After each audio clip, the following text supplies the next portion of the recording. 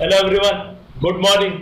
Chapter number 1 में अपन और enterprise risk management ऐसा कुछ आपने याद किया होगा, किसी को आंसर दिया होगा, इसके बारे में लिखा होगा और फिर ही आप आगे बढ़ रहे हो, ऐसा मैं आपसे उम्मीद रख रहा हूँ। Okay, so please complete the things. If you have completed then only it is a request, move ahead, otherwise complete it and then move ahead, please, I request you, otherwise things would become it would get piled up, ऐसा बढ़ता जाएगा, फिर करना कितना नहीं, कैसे याद करना, क्या करना, जितना हो सके अभी एक बार में अच्छे से, जैसे सेशंस चल रहे हैं वैसे ही याद करके निपटा लो, if you are paying attention. Alright, so the things which we are going to see right now is something which is known as enterprise risk management. Okay, enterprise risk management अपन ने देखा था और इसमें अपन ने कोशिश की थी ये समझने की कि इसकी डेफिनेशन समझी थी। अब डेफिनेशन क्या होती है? इसकी डेफिनेशन ये होती है कि ये डिफाइंड बाय और it is affected by board of directors, top level officials basically.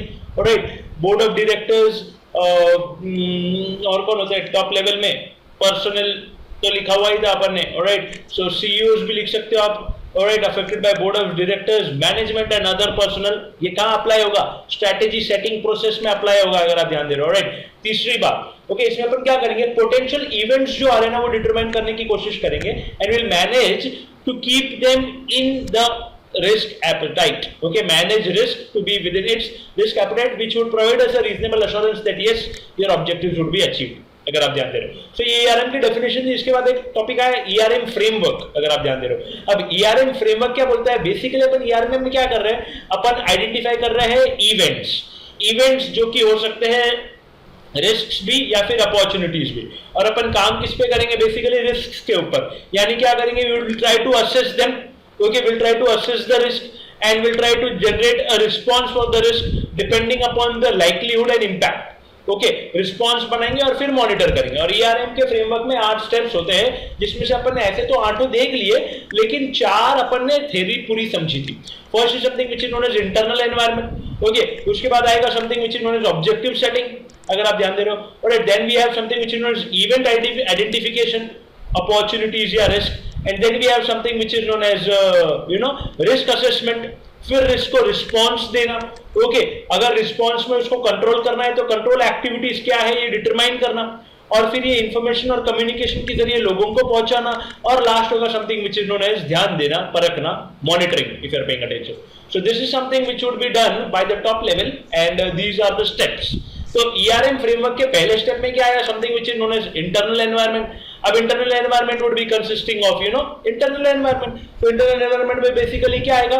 The tone of the organisation, the risk management philosophy, the risk appetite and the environment, अगर आप ध्यान दे रहे हो। ओके, ये 4 चीजें हो सके तो ध्यान में रखना, ये अपन ने देखा था। Second is something which is known as objective setting. Okay, before we identify the risks, basically we need to determine the objectives of the organization so that we can determine the events which can potentially affect us. Okay, third point में अपन को लिखना था something which is known as risk event identification. Alright, इसमें अपन क्या करेंगे? All the events, potential events which may have an impact on the organization should be identified.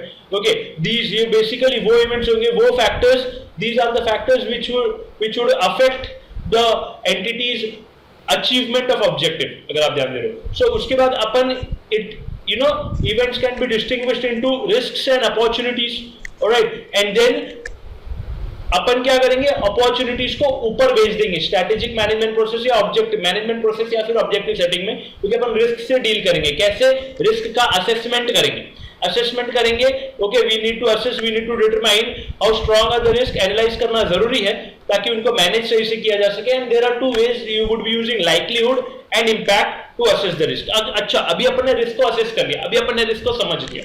Okay, अगर आप ध्यान दे रहे हो तो समझ लिया। अब अपन क्या करना है? रिस्क को अपन ने समझ लिया तो अपन रिस्क को, अपन पहली बात तो ये, अपन पहले अपना रिस्क एपेटाइट भी डिटरमाइन करेंगे। ओके, अपने रिस्क एपेटाइट के हिसाब से अपन रिस्क को रिस्पॉन्स देंगे। अरे नहीं, ये रिस्क को ध्यान मत दो, अरे नहीं, ये रिस्क को कंसिडर करो, अरे इसको टॉलरेट करो, इसको मिटिगेट करो, इसको शेयर करो, depending upon your risk appetite. If your risk appetite is huge तो कोई रिस्क आपके काम के नहीं होंगे, अगर आप समझ रहे हो। तो 5वें स्टेप में we generate something known as risk response. Management selects an approach और actions to align assessed risk with the entities risk appetite, यानी आपने जो रिस्क असेस किए ना उसको आप रिस्क एपेटाइट के साथ अलाइन करने की कोशिश करोगे.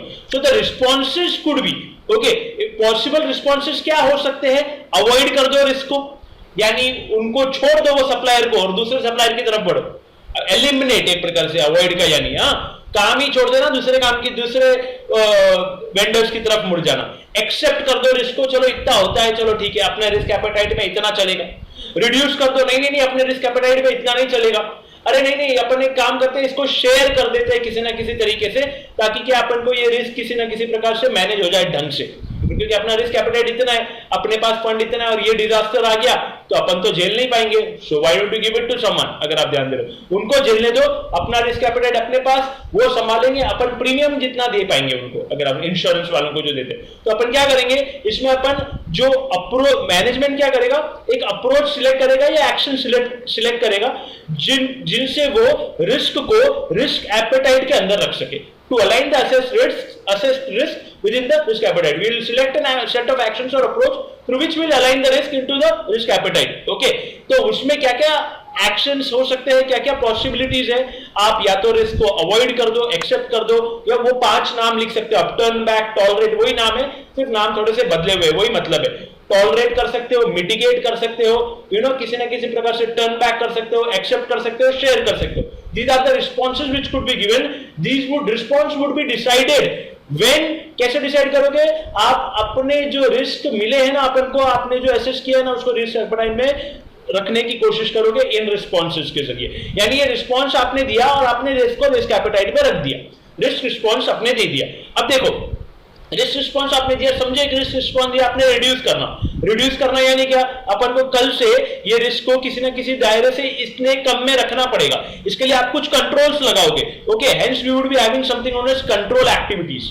ओके, कंट्रोल एक्टिविटीज जिससे कि अपन रिस्क को उसके रिस्क एपेटाइट में या कम से कम नुकसान हो ऐसा अपन बना सके. पॉलिसीज एंड प्रोसीजर्स बनाए जाएंगे इस स्टेप में, so that risk responses selected are effectively carried out. Suppose I have selected something known as risk reduction of unauthorized access. ये रिस्क है, इसको रिडक्शन करने के लिए हम बायोमेट्रिक एक्सेस यूज करेंगे. अगर आप ध्यान दे रहे हो तो अगर आपको कुछ चीज समझ में आ रही है तो इसमें अपन बेसिकली क्या करेंगे, इस स्टेप में कंट्रोल एक्टिविटीज में हम पॉलिसीज टॉप लेवल वाले, देखो प्रैक्टिसेस तो लोअर वाले करेंगे, इसलिए कंट्रोल एक्टिविटीज भी बनाने वाले कौन? टॉप लेवल वाले. ये पूरे 8 के 8 स्टेप्स करने वाले कौन? टॉप लेवल वाले. Implement would be practice. 3 P's होते हैं, policies, procedures and practices. Policies and procedures would be made to ensure that the risk responses are effectively carried out. तो policies and procedures top level वाले बनेंगे, middle level वाले बनेंगे, ऊपर वाले लोग बनेंगे, and then practices would be carried out. तो प्रैक्टिसेस नहीं बोला इधर, पॉलिसीज एंड प्रोसीजर्स बनाएंगे अपन, ताकि रिस्क के रिलेटेड जो एक्टिविटीज है जो मैनेजमेंट में सिलेक्ट किया है, रिस्क रिस्पॉन्सेज, वो प्रॉपर्ली कैरी आउट हो सके. इसलिए अपन ये कंट्रोल एक्टिविटीज बनाएंगे, यानी अपन ने कुछ कदम उठा लिए. अब ये कदम अपन ने उठा लिया, अपन ने डिसाइड कर लिया पॉलिसीज प्रोसीजर्स. फिर नेक्स्ट स्टेप क्या होता है, अपन ये इंफॉर्मेशन जो भी है कलेक्ट कर properly we would be communicating to the people. Personnel should be communicated in such a way that they are aware of their roles and responsibilities. उनको पता चले कि कल से करना क्या है, किस तरीके से चीजें संभालनी है. ओके, इंफॉर्मेशन एंड कम्युनिकेशन में relevant information is identified and communicated in a time frame that people would be able to carry. जल्द से आपको 2 दिन में ये 2 दिन से अब ये लागू होगा, आपको एक टाइम फ्रेम दे दिया. इसके बाद से कोई भी गलती एक्सेप्ट नहीं की जाएगी. आपको बायोमेट्रिक यूज करना है या नहीं करना है, चलो एक दिन अपन ने ऐसे ट्रायल पर्पस के लिए रखा था, अब नहीं. Friends, so personnel should be able to receive clear communication regarding their roles and responsibility. तो जो भी इंफॉर्मेशन है उसको अपन ने कैप्चर किया है, जो आइडेंटिफाई की है, कैप्चर की है, उसको communicate. Information should be identified, captured and communicated in a given time frame, so it is carried out in a proper manner. Okay, so personnel should be communicated with their roles and responsibilities. And last is something ये भी top level management करेगी, देखने के लिए कि सब कुछ सही से हो रहा है नहीं, which is known as monitoring. Okay, monitoring is the process where the top level management would be viewing the enterprise risk management process.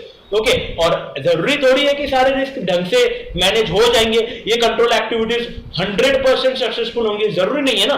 तो अपन इसमें मॉडिफिकेशंस भी करेंगे, it would be going back. Okay, and then we would be risk assessment, risk identification, event identification and risk assessment, risk response can repeat, it can become a cycle. जितना cycle बार बार घूमेगा उतना response अच्छा बनेगा, उतना ज्यादा आपकी ऑर्गेनाइजेशन और रिस्क फ्री बनते जाएगी. अगर आप समझ रहे, यानी पहला स्टेप क्या था? पहला स्टेप था something which is known as पहले स्टेप में ऑब्जेक्टिव सेटिंग, पहले स्टेप में अपन क्या करते हैं, internal environment, if you remember आपके ऑर्गेनाइजेशन का environment. Second is something which is known as objective setting, फिर events identification, and then we add something which is known as risk assessment. Risk assessment करने के बाद अपन ने देखा risk response, अगर आप समझ रहे हो क्या देखा अपन ने, रिस्क रिस्पांस देखा। ऑलराइट, मैनेजमेंट अप्रोच सिलेक्ट करती है, सेट ऑफ एक्शन सिलेक्ट करती है ताकि जो रिस्क असेस किए हैं उसको रिस्क एपेटाइट में रख सके। तो रिस्पांस क्या हो सकता है, वो 5 response, okay, avoid, accept, share, mitigate, you know, वो वाले रिस्पांस, टर्न बैक वाले रिस्पांसेस मैनेजमेंट कोशिश करेगी इसको रिस्क एपेटाइट में रखने की। फिर इसके बाद आप कंट्रोल एक्टिविटीज डिटरमाइन करोगे, ऑलराइट, क्योंकि आपने समझो रिड्यूस करने का रिस्क रिस्पांस लिया है तो आप कंट्रोल एक्टिविटीज डिटरमाइन करोगे। इस स्टेप में policies and procedures would be identified, okay, they would be established and they would be executed to make sure that the responses to the risk are properly carried out. Okay, फिर आएगा information and communication. जो information है वो properly capture की जानी चाहिए, collect की जानी चाहिए और कम्युनिकेट कर देनी चाहिए in a given time frame so that the responses और the responsibilities are properly carried out. Personnel should receive clear communication about their roles and responsibilities. Last होगा मॉनिटरिंग। अब इसमें क्या करेंगे अपन, मॉनिटरिंग में अपन क्या करेंगे, ईआरएम के प्रोसेस को मॉनिटर करेंगे और अगर किसी प्रकार के मॉडिफिकेशंस रहे तो मॉडिफिकेशन करने की कोशिश करेंगे। That is something which is known as ERM के 8 स्टेप्स। अगर आप ध्यान दे रहे हो, इंपॉर्टेंट एग्जाम में आने के पूरे चांसेस है। ओके, इसको अच्छे से याद करना और समझाने की मैंने पूरी कोशिश की है, आपको इसको समझना है अच्छे से। तो इतना एंटरप्राइज रिस्क मैनेजमेंट पूरा और फ्रेमवर्क देखने के बाद आपको नहीं लगता कि ना मुश्किल हो जाएगा एक ऑर्गेनाइजेशन को strategy banana without enterprise risk management? You know, strategy में कितना ज्यादा मदद करती है।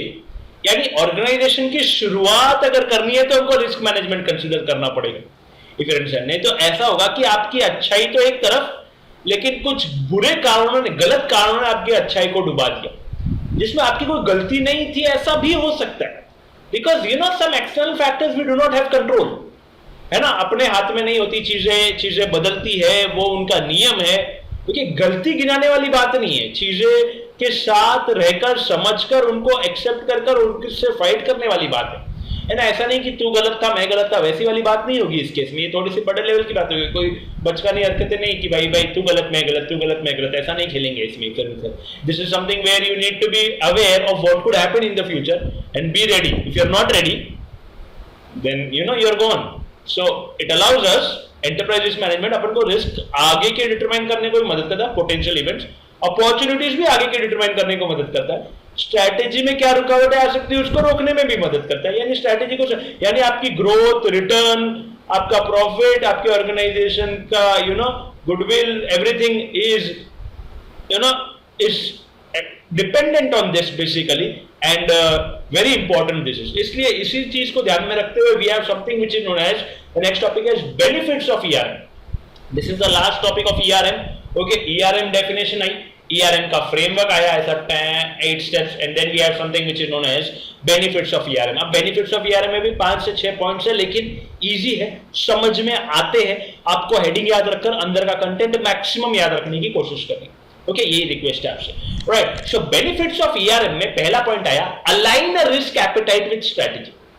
अगर आप जानते हैं, यानी अगर आप ईआरएम नहीं कर पाए तो आप स्ट्रेटेजी ढंग से बना नहीं पाओगे, because this is a part of strategy formulation. अगर आप ध्यान दे रहे हो, align risk appetite with strategy, यानी कहने वाले भी ये कि अपन रिस्क एपेटाइट, पहली बात तो ये रिस्क एपेटाइट क्या है, इसमें ही एक्सप्लेनेशन दी जाती है कि risk appetite is the amount of risk the organisation can take, is allowed to take basically, and then on the basis of that we can decide the strategies so that you know the risk does not affect us. अगर आप ध्यान दे रहे हो, तो कहने का मतलब है रिस्क एपेटाइट क्या है, is a degree of risk on a broad based level that an enterprise is willing to accept in achievement of its objectives, in pursuit of its goals. यानी it is the amount of risk that the organization is willing to accept. अब दूसरी बात, management considers risk appetite first in evaluating the strategies and in developing the mechanisms to manage the risk. यानी कहने का मतलब है कि आपको पहले रिस्क एपेटाइट बनाना पड़ेगा, समझना पड़ेगा, फिर उसके बाद आप डिटरमाइन कर सकते हो कि आपकी स्ट्रैटेजी कौन सी वाली ले out of the various alternatives you have. इसमें ज्यादा रिस्क है या इसमें ज्यादा रिस्क है, इसमें ज्यादा रिस्क है, इसमें रिस्क एपेटाइट से बाहर जा रहा है, इस स्ट्रैटेजी में और ज्यादा बाहर जा रहा है, and then you can determine you know how can you manage the risk and determine one of the final strategy. यानी स्ट्रैटेजिक ऑल्टरनेटिव्स में से एक फाइनल स्ट्रैटेजी डिसाइड करना जो रिस्क एपेटाइट के अंदर रहे, रिस्क को समझकर, रिस्क को कम रखकर आगे बढ़ सके, वो वाली स्ट्रैटेजी अपन अपनाएंगे जिसके कारण अपन रिस्क को मैनेज कर पाएंगे। अगर आप ध्यान दे रहे हो, यानी स्ट्रैटेजी और रिस्क दोनों, रिस्क एपेटाइट दोनों हैंड इन हैंड चलेंगे। रिस्क को संभालना, स्ट्रैटेजी को चलाना, दोनों साथ में चलेंगे, दोनों इक्वली इंपॉर्टेंट है। क्योंकि दोनों बिगड़ना यानी ऑर्गेनाइजेशन का जाना, पूरी तरीके से डूब जाना। एक एम्प्लॉय का छोड़ के जाना, सर ऐसे तो आप बोलोगे सर कुछ भी जाएगा तो ऑर्गेनाइजेशन डूबे। एक एम्प्लॉय का छोड़ के जाना थोड़ी क्या ऑर्गेनाइजेशन का डूबना हुआ। These are the top level things. अगर रिस्क का आना मटेरियलाइज कर देती है रिस्क, और रिस्क एपेटाइट के बाहर हो जाता है, आपा खो जाता है, तो उसमें तो ऑर्गेनाइजेशन डूब जाएगी। स्ट्रैटेजी गलत बनाते हो, उसमें भी ऑर्गेनाइजेशन डूब जाएगी। सो कहने का मतलब ये कि there is nothing called as right strategy, नहीं तो फिर दुनिया में सारी ऑर्गेनाइजेशन सक्सेसफुल हो जाती।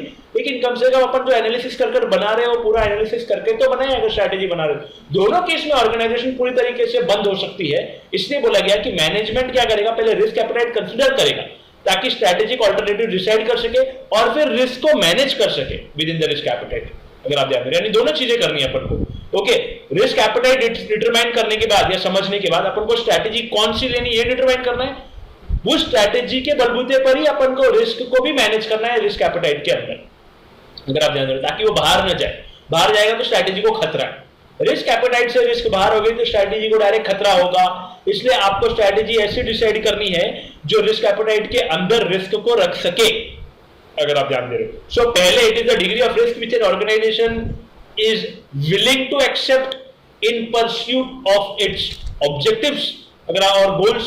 Okay, and then secondly, management या organization would be considering the risk appetite to decide between the alternative strategic alternatives in evaluating the strategic alternatives and manage the risk. agar aap dhyan de rahe ho, okay, and developing mechanism to manage the risk. So first it would be considered, management would be considering risk appetite in evaluating the strategic alternatives, okay, and in developing mechanisms to manage the risk. Okay, यानी अपन को risk appetite से strategy decide भी करनी है कौन सी वाली लेनी है, और वो स्ट्रैटेजी ऐसी होनी चाहिए जिससे अपन उसी स्ट्रैटेजी के अंतर्गत we can develop some mechanism to manage the risk. क्योंकि दूसरी स्ट्रैटेजी आप सिलेक्ट कर दो जिसमें रिस्क एपेटाइट से बाहर जा रहे हैं तो आप संभाल नहीं पाओगे, रिस्क मैनेज नहीं कर पाओगे। First is aligning risk appetite with strategy, okay, and strategy together. दोनों साथ में तालमेल कोऑर्डिनेशन के साथ चलेंगे तभी मामला सेट होगा। तो इसमें पहले आप डेफिनेशन लिख लो रिस्क एपेटाइट की, दूसरे में सिर्फ इतना लिख लो कि it would be determining the strategic risk appetite, management would be considering risk appetite to determine the strategic alternative और to evaluate the strategic alternatives, and it would also through which mechanisms would be decided to manage the risk। ये mechanism जो decide होंगे ये आप लिख सको तो ठीक, लेकिन कम से कम इतना तो लिखना ही कि risk appetite, देखो heading क्या है, risk appetite strategy, तो management would be considering risk appetite, इतना तो लिखना ही, okay, while management would be considering the risk appetite while deciding or evaluating strategic alternatives. Okay, management would be considering risk appetite, entities risk appetite, okay, first in evaluating the strategic alternatives। इतना तो आप लिखना ही, देखो ये तो रहेगी definition, okay, ये तो आपको लिखना ही है किसी प्रकार से, और ये लिखने के बाद यहां तक तो आपको लिखना ही है कि मैनेजमेंट क्या कंसीडर करेगी, रिस्क एपेटाइट कंसीडर करेगी first in evaluating the strategic alternatives.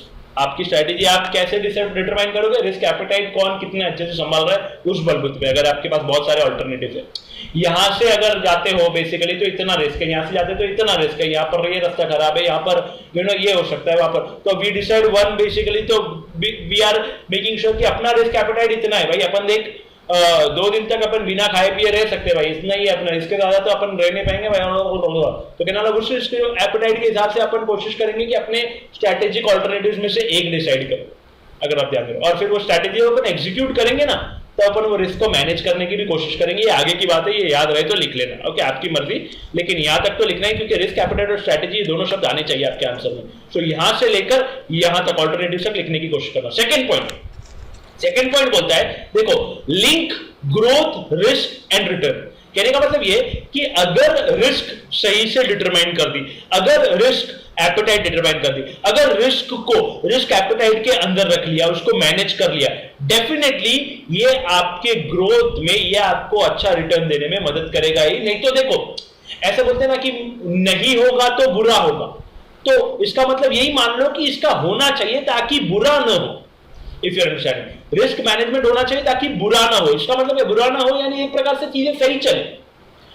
अच्छा हो ये तो आपके काम के ऊपर भी डिपेंड करता है कि आप काम किस तरीके से करते हो अपार्ट फ्रॉम रिस्क मैनेजमेंट, अगर ध्यान दे रहे हो. So ERM provides an enhanced ability to identify and assess. देखो ये असेस रिस्क करने में अपन को मदद करता है and establish acceptable levels of risk relative to growth and return objectives. You know, it allows us to keep the risk, ये लिख सकते हैं आप own words में सुन लो, ERM allows us to keep the risk at acceptable levels which could be related to the, which would be helping us to grow and achieve the return objectives. Okay, ERM helps us to keep the risk at an acceptable level, okay, which would be relative to the growth and return objectives. अगर आप ध्यान दे रहे हो उनके comparison में, उनके साथ ही वो चीज प्रॉपरली अचीव हो, उसमें अपन को मदद करेगा ईआरएम रिस्क को एक्सेप्टेबल लेवल्स पे रखने के लिए. So ERM would be helping us identify and assess तो करता ही है, लेकिन most importantly it would be helping us to keep the risk at an acceptable level relative to the growth and return objectives. आपको ध्यान में रखना होगा linking growth, risk and return. आपके रिस्क को अगर आपने ठीक से एसेस करा, आपने उसको एक्सेप्टेबल लेवल पर रखा यानी मैनेज किया ठीक से, तो डेफिनेटली आपकी ग्रोथ और आपके रिटर्न ऑब्जेक्टिव्स अचीव हो सकते हैं, ऐसा अपना सिलेबस कहता है, क्योंकि it is directly related to achievement of objectives. अगर रिस्क प्रॉपर्ली मैनेज नहीं हुआ तो आपकी ग्रोथ बिगड़ सकती है और आपके रिटर्न जो है, आप रिटर्न ऑन इन्वेस्टमेंट या रिटर्न जो आप लाना चाहते हैं, प्रॉफिट जो लाना चाहते हैं, उसमें रुकावटें या कमी आ सकती है, ऐसा सिलेबस कह रहा है. पहला होगा aligning risk appetite with strategy, okay, and strategy. Second is linking growth, risk and return, अगर आप ध्यान दे रहे हो. Alright, third would be something which is known as enhancing risk response decisions. अपन को ERM enhance, it enables us, अपनी quality बढ़ाता है ये, जिससे अपन रिस्क को ढंग का रिस्पांस दे सकते हैं out of the various responses which we have. अपने पास क्या क्या रिस्पांस है? एक्सेप्ट करना, टॉलरेट करना, एक्सेप्ट या टॉलरेट करना, मिटिगेट करना, ट्रांसफर करना, टर्न बैक करना. So all these responses we have basically. तो इन रिस्पांसेस में अपना सिलेबस कहता है कि ईआरएम अपन को रिगर यानी helps us to identify and select among various responses. It helps us to determine the responses to the risks in a very good manner, or it helps us to determine the best alternative or best response to the risk. It helps us to determine the best response to the risk from the responses like, okay, or it helps us to select among the alternative risk responses like risk avoidance, reduction, sharing, acceptance, turn back. ऐसे 5 वो नाम लिखे ना, वही आप ध्यान में रखने की कोशिश करना. ऑलराइट, तो ध्यान देने की कोशिश करना कि ERM helps us, okay, ERM helps us to identify and select among various alternatives. ये आपको मौका देता है कि आप कितने अच्छे से, यानी पहली बात क्या बनी? Align risk appetite and strategy. Second बात क्या बनी? Link growth, risk and return. Third बात क्या बनी? थर्ड बात बनी कौन सी? Enhance risk response decisions. अगर आप ध्यान दें, पहली बात को अगर अपन वापस रिवाइज करने की कोशिश करें तो पहला था align risk appetite and strategy. इसमें अपन ने रिस्क एपेटाइट क्या होता है, जो risk willingful to accept organisation, वो होता है risk appetite if you are paying attention. वो अपन ने पहला पॉइंट देखा. और दूसरे पॉइंट में अपन ने ये देखा बेसिक रिस्क एपेटाइट के डेफिनेशन के बाद अपन ने सेकंड पॉइंट में ये देखा कि मैनेजमेंट जब भी स्ट्रेटेजी बनाएगा, it would be evaluating, it would be considering risk appetite before to evaluate the strategic alternatives. आप स्ट्रेटेजीज में से कौन से सिलेक्ट करोगे, it would be depending upon the risk appetite. So we align risk appetite and strategy, that is the benefit, अगर आप ध्यान दे रहे हो. ओके, सेकंड वाले पॉइंट में link growth, risk and return, ऐसा कुछ था. सो आपको ईआरएम बेसिकली मदद करता है ताकि आप रिस्क डिटरमाइन कर सको, ओके, रिस्क को मैनेज कर सको at acceptable levels, okay, which is relative to the growth and the return objectives. ऐसा आपको लिखना है. ओके, यानी डेफिनेशन के बाद ही लिखने की, रिस्क को अपन एसेस कर सकते हैं और एक्सेप्टेबल लेवल्स पर रखने की कोशिश कर सकते हैं. जो अपन को मेन बात, ये एंड की बात सिर्फ जोड़नी है, नहीं, relative to growth and return object. Enhance risk response decision में ये अपन को मदद करता है. It helps us, it helps to determine, it helps to rigor the identification of various risk alternatives और selection of risk response from the various alternatives which we have. Okay, alternatives क्या हो सकते हैं? एक्सेप्ट करना,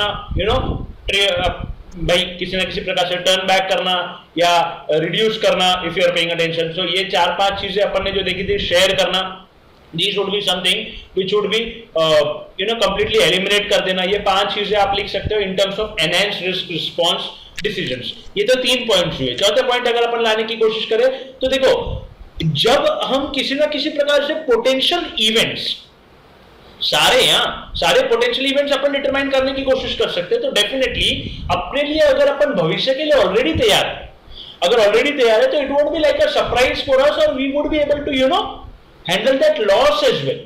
अगर आप समझ रहे हो, यानी आप ये डिटरमाइन कर सकते हो, फ्यूचर प्रेडिक्ट कर सकते हो कि इस काम में क्या क्या रिस्क आगे हो सकती है, आगे आ सकती है, पहले आई है, उस हिसाब से तो यू आर ऑलरेडी प्रिपेयर्ड. अरे नहीं, अपना डेटा ये हो सकता है, अपने एम्प्लॉइज जा सकते हैं, अपने so you are already prepared with and you are not like अरे यार ऐसा हो गया. इट शुड बी लाइक अरे अपने पास तो कंट्रोल है. You should be aware. अगर आप ध्यान दे रहे हो, अपने पास और सप्लायर्स है, और सप्लायर्स के साथ कांटेक्ट रखो, और एम्प्लॉइज को बेंच पर रखो. बहुत सारी चीजें हैं which won't be like a surprise to you and won't be affecting you. ज्यादा लॉस नहीं होगा. ओके, देखो, entities have capability to identify potential events, assess risk and establish response, thereby reducing. Okay, यहां पर बेसिकली अपन क्या कर सकते हैं, पोटेंशियल इवेंट्स को आइडेंटिफाई कर सकते हैं, रिस्क को असेस कर सकते हैं और रिस्क का रिस्पॉन्स बना सकते हैं, ताकि अपने लिए किसी, देखो ये बेसिकली नेगेटिव वाली बात हो रही, कोई नेगेटिव चीज आ जाना और अपने लिए सरप्राइज हो जाना, अच्छा ऐसा हो गया, बुरा होता है तभी usually we get surprise. Okay, opportunity वाली बात यहाँ पर नहीं हो रही जिससे भी अपन सरप्राइजेस से खुश होते हैं दुनिया में, लेकिन यहाँ पर बात ये हो रही कि अपन अपने पास वो क्षमता है, ERM gives us the capability to determine the events. Okay, and then देखो, पोटेंशियल इवेंट्स आइडेंटिफाई करने के बाद डायरेक्टली इन्होंने क्या बोला है कि we would be assessing not the events risks and we would be establishing the response, जिससे अपन क्या करेंगे, सरप्राइजेस और लॉसेस रोक पाएंगे या फिर रिड्यूस कर पाएंगे, कम कर पाएंगे. यानी कहने का मतलब है कि अपन को वापस वही बात होगी, अपन को मदद करता है कि अपन इवेंट्स को डिटरमाइन करें, रिस्क को असेस करें और रिस्पॉन्स डिटरमाइन करें, जिससे अपन सरप्राइजेस और लॉसेस को रिड्यूस कर सके. सो बेसिकली बात इवेंट से रिस्क पर आ जाती है, अपॉर्चुनिटीज की तरफ जाती नहीं है, अगर आप ध्यान दे रहे हो. ओके, एक हो सकता है इंटीग्रेटेड रिस्पॉन्स देना, providing integrated response to multiple risk, है ना. ERM helps us to provide multiple, देखो business has many risks, inherent मतलब इंटरनल. ओके, इंटरनल बहुत रिस्क हो सकते हैं, आपको सिर्फ इतना लिखना है, ERM can help us to provide integrated solutions for many risks. यानी कुल मिलाकर बहुत सारे रिस्क को अपन एक रिस्पॉन्स भी दे सकते हैं, कंबाइंड रिस्पॉन्स. जैसे फॉर एग्जांपल आपको इतना लिखना है, provide integrated responses for multiple risk. ERM can help us to provide integrated responses to multiple risk for managing multiple risk. ऐसा आपको लिखना होगा, हेडिंग के ऊपर ही लिखना है, अंदर का कंटेंट इतना कोई स्पेसिफिक नहीं. जैसे मेरे ऑर्गेनाइजेशन में अटेंडेंस के इश्यूज हो रहे थे, अटेंडेंस के कारण सैलरी गलत बन रही थी, है ना, और उसमें प्रॉपरली रेम्यूनरेशन नहीं हो रहा था, टाइम की गड़बड़ होती थी, कोई इन टाइम अपना सिस्टम थोड़ा सा सही से काम नहीं करता था, इन टाइम आउट टाइम जो अपन रजिस्टर पर लिखते थे बेसिकली, तो वो प्रॉपरली अपन टैली नहीं कर पाते थे, बहुत सारे कॉन्फ्लिक्ट्स होते थे, एम्प्लॉइज बहुत सारे किसी ना किसी प्रकार से नाराज हो जाते थे कि मैं तो इस दिन प्रेजेंट था, इस दिन एब्सेंट था, इस दिन छुट्टी लगी, उस दिन ये लगी. यानी ये प्रोसेस अपना सही नहीं था, ये प्रोसेस में गड़बड़ थी और एम्प्लॉय जाने का खतरा था उस कारण से. दूसरी बात, अपने ऑर्गेनाइजेशन में थोड़ा अनऑथराइज्ड एक्सेस भी बढ़ रहा था, जहां पर प्रॉपर एंट्री नहीं हो रही थी, लोग घुस रहे थे अंदर और पता ही नहीं कौन आया कब आया, डिफरेंशिएशन ऐसी चीजें हो रही थी. इसलिए अपन ने क्या किया, एक बायोमेट्रिक सिस्टम लगा दिया. अब ये बायोमेट्रिक सिस्टम क्या करता है, अटेंडेंस भी प्रॉपरली कैलकुलेट करता है एम्प्लॉइज की, इन टाइम आउट टाइम, और साथ ही साथ अनऑथराइज्ड एक्सेस भी रोकता है. जिनको बायोमेट्रिक सिस्टम नहीं है वो अंदर आ ही नहीं सकता ना, इफ यू अंडरस्टैंड. उनके लिए फिर कुछ और मैकेनिज्म होगा, लेकिन कहने वाला एटलीस्ट उनको अपन लिखित में तो लेंगे कि कौन आया कौन नहीं आया, एटलीस्ट अपन उनको पकड़ तो लेंगे अगर कोई अनऑथराइज्ड एक्सेस करने की कोशिश कर रहा है. यानी integrated responses can be given to multiple risk. ERM helps us since organization has many risks, many inherent risks, many internal risks, inbuilt risks. ERM can help us to determine integrated response to for managing various risks. यानी कुल मिलाकर आप बहुत सारे risk को कम solutions में, हर risk के लिए एक सॉल्यूशन पे जरूरी नहीं है, 4 रिस्क को 2 सॉल्यूशन से भी आप रिस्पॉन्स दे सकते हो. ये वाली बात, 2 सॉल्यूशन से एक, जैसे ये 2 रिस्क हुई, एक तो अटेंडेंस रिलेटेड या रेम्यूनरेशन रिलेटेड और अनऑथराइज्ड एक्सेस रिलेटेड, इन दोनों को आपने बायोमेट्रिक से integrated solution, one combined solution for the multiple risk, अगर आप ध्यान दे रहे हो तो ऐसा आप कर सकते हो. अगर आप लिखित में सब प्रॉपर रिस्क मैनेजमेंट करने की कोशिश करोगे तो आपको दिख जाएगा, सारे रिस्क लिख लिए तो रिस्पॉन्सेज जो दे रहे हो उसे ये रिस्क गया, ये रिस्क गया, ये रिस्क गया, ऐसा आप इसको मल्टीपल रिस्क को हटा सकते हो, यानी providing integrated response to multiple risk.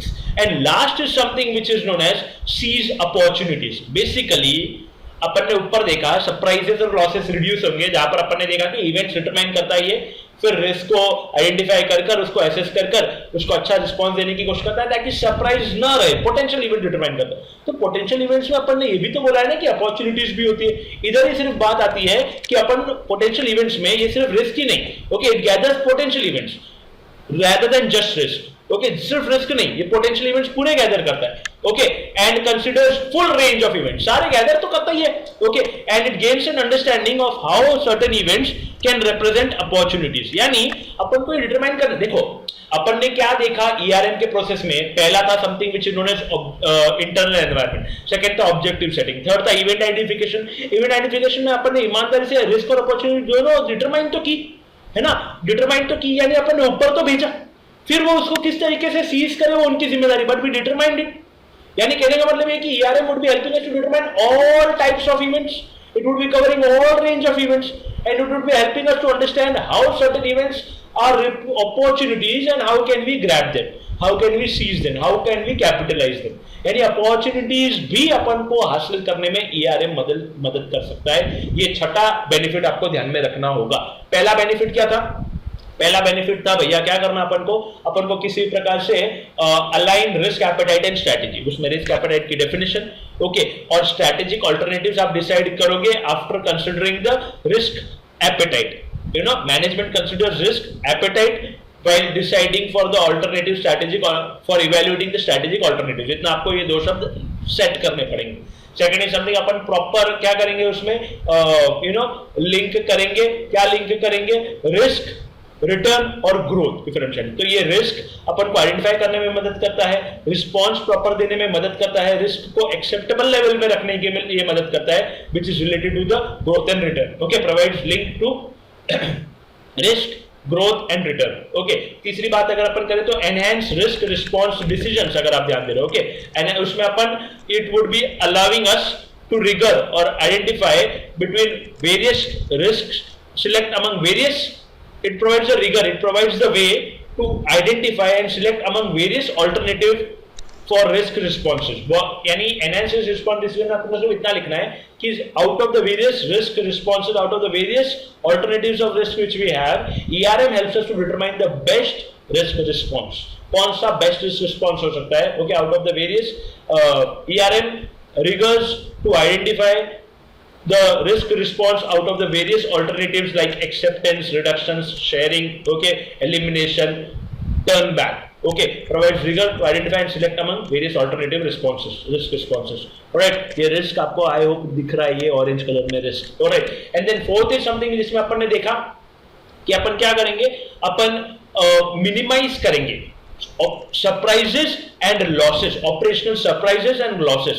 यानी कहने का मतलब है कि अपन जब पोटेंशियल इवेंट्स डिटरमाइन कर रहे हैं तो डिटरमाइन कर रहे हैं इवेंट्स, तो कहने का मतलब ये है कि अपन उनको ईआरएम अपन को मदद करता है कि सारे पोटेंशियल इवेंट्स अपन डिटरमाइन करें और फिर उन रिस्क को आइडेंटिफाई करके रिस्क को असेस करें और मैनेजेबल लेवल पर रखें, अगर आप ध्यान दे रहे हो. हेंस इसका मतलब ही ये हुआ कि अपन रिस्क का रिस्पॉन्स अगर ढंग से डिटरमाइन कर रहे हैं, पोटेंशियल आगे जो रिस्क आ सकता है उसका अभी से अगर अपन रिस्पॉन्स रेडी कर रहे हैं तो डेफिनेटली अपने लिए वो सरप्राइज की तरह नहीं रहेगा और लॉस की तरह नहीं रहेगा, लॉस कम हो जाएगा बेसिकली. सो ईआरएम क्या करता है, अपन को सारे इवेंट्स डिटरमाइन करने में मदद करता है और उसमें फिर अपन रिस्क को असेस करते हैं और उसका एक रिस्पॉन्स जनरेट कर देते हैं जो आगे रिस्क आ सकते हैं. ओके, उसके बाद we are provide integrated responses to multiple risks. यानी ERM helps us to determine to provide integrated responses to multiple risks if you are paying attention. Okay, so integrated responses अपन को मिल सकता है with the help of ERM to manage multiple risk. ऐसा आप elaborate कर सकते हो और दिमाग में रखना कि बायोमेट्रिक सिस्टम अपन ने यूज किया, क्यों यूज किया? दो चीजों के लिए, अटेंडेंस के लिए भी, रेम्यूनरेशन के लिए भी प्रॉपर हो और अनऑथराइज्ड एक्सेस रोकने के लिए भी, अगर आप ध्यान दो. लास्ट क्या बात बनती है, सीज अपॉर्चुनिटीज. ERM सारे इवेंट्स डिटरमाइन करता है, it consist of all the range of events. तो सारे इवेंट्स ऑफ अगर डिटरमाइन करने में मदद करता है तो it includes risk and opportunities both. So जब ये सारे इवेंट्स अपन को डिटरमाइन करने में मदद करता है, consider rather than just risk, it consider full range of events. Management can gain an understanding. Management comes to know how certain events can be opportunities and how can we capitalize them, grab them, seize them. यानी अगर आप heading सिर्फ याद करने की कोशिश करें, okay तो 6 पॉइंट्स क्या बने? Align risk, appetite and strategy. Second point क्या बना? Link growth risk and return, growth risk and return. Third वाला क्या बना? Enhance response decision. Okay fourth वाला क्या बना? Minimize operation surprises and losses.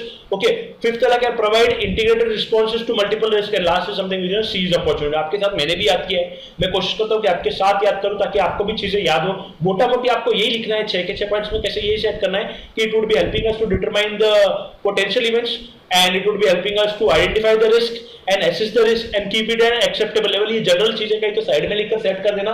कुछ याद नहीं आए तो इससे आप अपना आंसर आगे बाकी पॉइंट के हिसाब से सेट कर देना. अपन कुछ गलत नहीं लिख रहे, ऐसे ही किया है ऑलमोस्ट सब पॉइंट्स में. तो ये 6 पॉइंट्स आपको याद रखने हैं किसी भी तरीके से. These are the benefits. अलग से सवाल आ सकता है, what are the benefits of ERM, right? Important from the examination point of view. इतना याद कर किसी को आंसर देकर आगे बढ़ना. अपन अभी देखो, अभी अपन ने क्या क्या कवर किया? ईआरएम का पूरा पार्ट अपन ने कवर किया.